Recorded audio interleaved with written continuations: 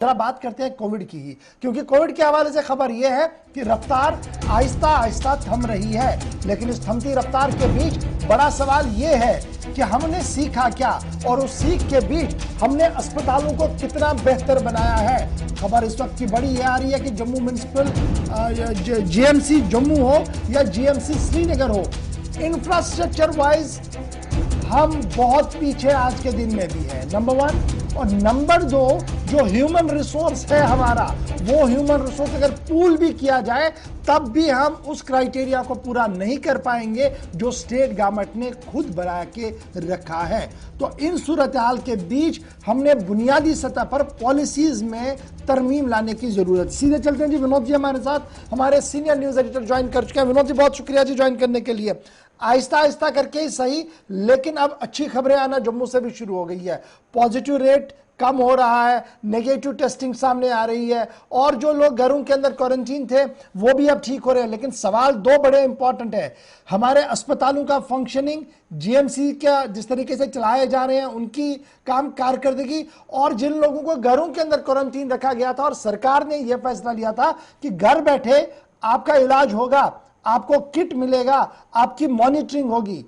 कश्मीर से तो खबरें बड़ी बुरी आ रही है, श्रीनगर के आसपास के इलाकों से खबर सही नहीं है, जम्मू आते आते क्या कुछ हाल है?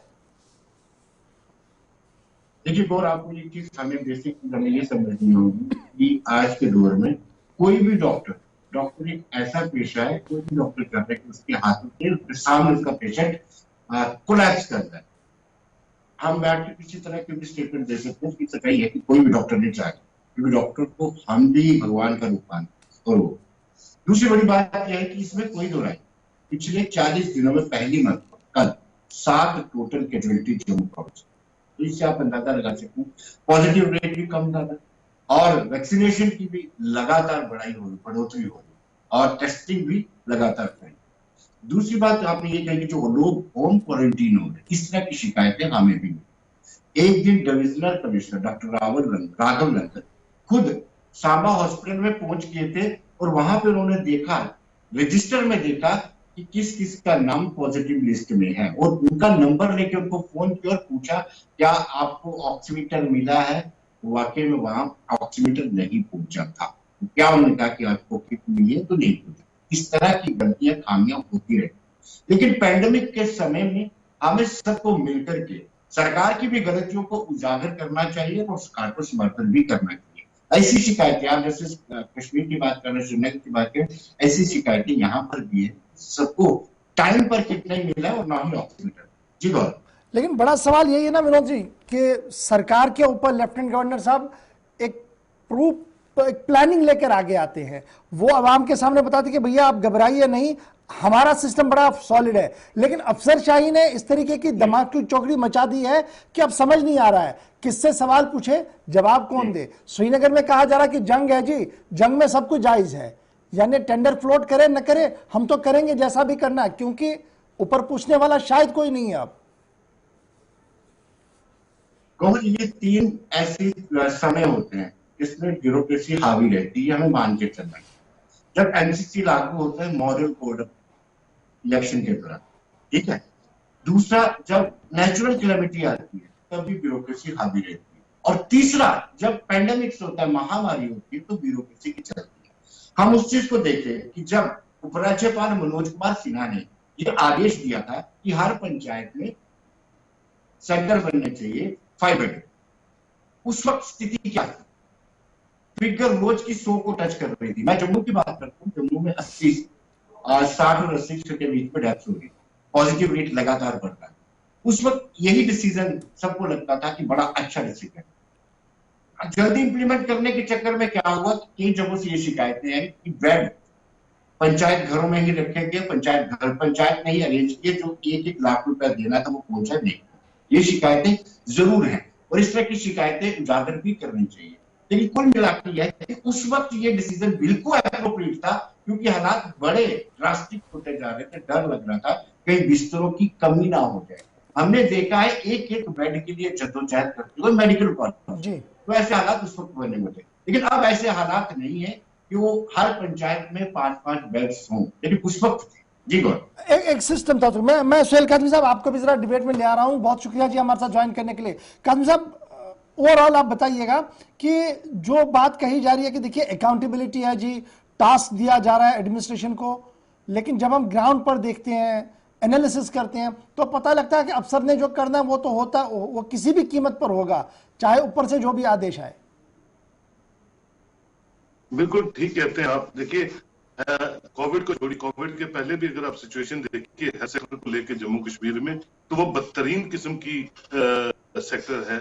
और अगर आप रूरल सेक्टर को छोड़िए, आप सिटीज का हाल देखिए, जो जम्मू हॉस्पिटल का हाल देखिए, जो कैटर करता है पीर पंचाल को भी और चिनाब वैली को भी, और उसका हाल देखिए, लिफ्ट तक वहां नहीं चलती है। आप उसको छोड़िए, एमआरआई मशीन जो 4-5 करोड़ की है, वो एक टेक्नीशियन पे डिपेंडेंट है, और अगर वो टेक्नीशियन जो 4-5 दिन छुट्टी जाता है तो वो मशीन जो है आपकी डिफंक्ट रहती है।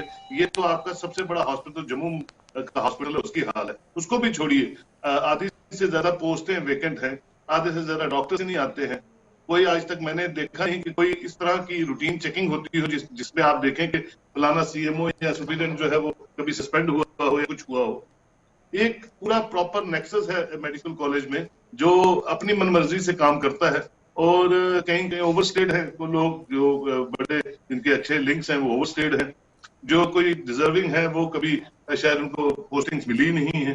तो मतलब ओवरऑल अगर आप हेल्थ सेक्टर देखिए, और सबसे वर्स्ट अगर क्रिटिकल केयर एम्बुलेंसेज देखिए आप, पिछले 15 सालों में कम से कम भी 6-7-8 बार टेंडर्स हुए हैं, और 6-7 या तो प्रिंसिपल की मर्जी नहीं होगी, या डायरेक्टर हेल्थ की मर्जी बीच में नहीं होगी, या उनको अपना कोई हिस्सा पिस्से की चक्कर होता है।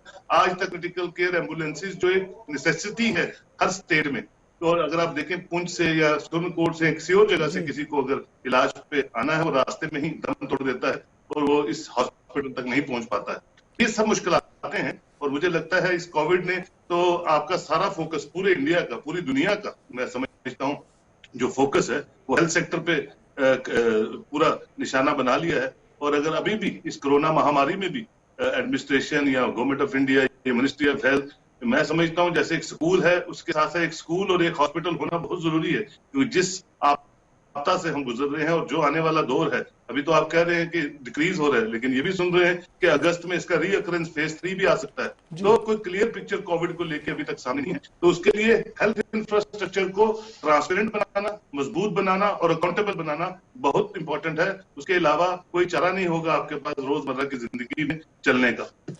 मैं लास्ट कमेंट आपसे भी विनोद जी लेना चाहूंगा। बड़ा इंपॉर्टेंट ये है कि जब हम हेल्थ सेक्टर की बात करें या हेल्थ के बगैर भी ओवरऑल बात करें, तो अभी हम देख रहे हैं कि जिस तरीके से चल रहा है, ऑल इज वेल जी, ऑल इज वेल यही कहा जा रहा है, लेकिन जब ग्राउंड रियलिटीज को टच करते हैं तो पता लगता है कि जो स्टेटमेंट्स दिए जा रहे हैं और ग्राउंड रियलिटी में काफी फर्क है। लेकिन अभी तक भी जो अभी सुहेल काज़मी साहब भी बता रहे थे, कोई भी अफसर ऐसा नहीं है जिसको अटैच किया गया और सस्पेंड किया गया। अगर जो सस्पेंड कोई पनिशमेंट नहीं है, लेकिन एक मैसेज जरूर जाता है टू द ग्राउंड की देखिए बड़े अफसर के कान खींचे गए, अगर मैंने काम नहीं किया तो हालात खराब होंगे।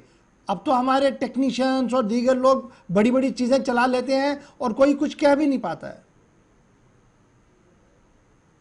तो एक बात आपको बोलूं, जब पैंडेमिक होता है उस समय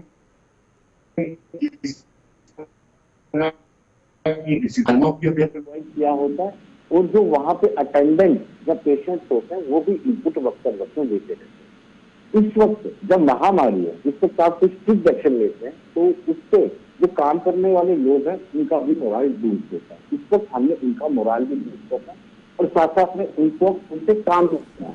इस तरह की भी शिकायतें आई हैं बहुत कि कोई सीनियर फैकल्टी मेंबर जो सीनियर डॉक्टर हैं वो वार्ड में नहीं जाते।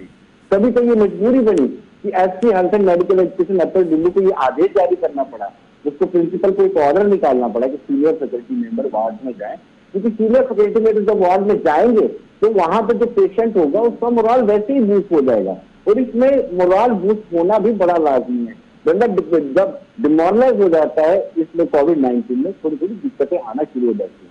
तो कहीं ना कहीं ऐसी शिकायतें भी हैं, और आपने ठीक कहा कि इंफ्रास्ट्रक्चर की कमी है। अभी भी मेडिकल कॉलेज में 199 जो है पोस्ट खाली पड़ी है वेतन में। आप लगा दीजिए इतना प्रेशर होने, पूरे प्रोविंस का प्रेशर गवर्नमेंट मेडिकल कॉलेज और एसके हॉस्पिटल में रहता है। ठीक है जी। सोहेल काजमी साहब, एक बड़ा इंपॉर्टेंट चीज है जी जो इस वक्त भी पूछा जा रहा है, कह रहे कि सरकार कह रही है कि आप घर बैठिए और फोन पर हम आपका जी इलाज करेंगे। ठीक है जी, जो पढ़े लिखे लोग हैं वो डॉक्टर के साथ बात करेंगे, उसको बताएंगे कि जी मैं ये दवाई खा रहा हूं या इस दवाई का ये नाम है, इसमें ये सॉल्ट है, और डॉक्टर उसे इजीली समझा सकता है और वो ले सकता है। लेकिन जब हम पेरिफेरीज की ओर चलते हैं, गांव देहात की ओर चलते हैं, जहां पर शायद इतना डिजिटल नहीं है अभी, उनके लिए ओपीडी ऑनलाइन चलाना ये कहीं फिट नहीं बैठता है जम्मू कश्मीर के जाविये से। देखिए, मैंने तो शहर की बात की है जो समर कैपिटल है जम्मू, और जहां इंफ्रास्ट्रक्चर इतना जबरदस्त है।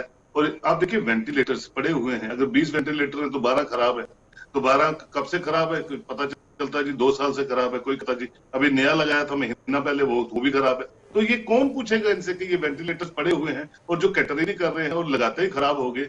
मैं आप अंदाजा कीजिए, राम भरोसे अस्पताल चलते हैं, राम भरोसे डिस्पेंसरीज चलती हैं। अभी आप देखिए कि 25 से 40 साल के बच्चों के लिए इन्होंने कहा कि रात को 9 बजे ऑनलाइन आपकी बुकिंग शुरू होगी, 9 से 1 बजे तक लोग बैठे रहते हैं, पहले वो फोन ही नहीं मिलता है, अगर वो मिलता है तो वो टाइम नहीं देता है, अगर टाइम देते हैं तो वहां पेशेंट जाते हैं, बोलते हैं आपके नाम पर तो टीकाकरण हो चुका है। तो ये सब चीजें हैं जो फुल प्रूफ बनाने की जरूरत है, और ये तभी फुल प्रूफ बनती है जब ऐसी महामारी आती है। एक टेस्टिंग पीरियड है इस वक्त हेल्थ सेक्टर के पास, गवर्नमेंट के पास, एडमिनिस्ट्रेशन के पास, हेल्थ सेक्टर के पास। अब आप खुद भी किसी से बात नहीं कर पाते हैं, आपसे कोई बात करना नहीं चाहता, आपको कोई बताना नहीं चाहता, तो आप किस तरह से लोगों को कन्विंस करेंगे कि एडमिनिस्ट्रेशन ये चाहती है कि प्रिंसिपल सेक्रेटरी हेल्थ की जो आसानियां हैं लोगों के लिए, पेशेंट्स के लिए, ये प्रोवाइड करना चाहती है। तो एक टोटल, और वैसे भी जब यहाँ गवर्नर रूल होता है या प्रेसिडेंट रूल होता है, वैसे ही अफसरशाही अपने तरीके से पर होती है। बहुत शुक्रिया जी दोनों का हमारे साथ ज्वाइन करने के लिए। कह रहे हैं कि जब भी जनाब इस तरीके के हालात होते हैं तो अफसर हावी हो जाता है और अफसर के हाथ में ही सब कुछ चलता है और अवाम बेचारे महकूम और मजलूम ही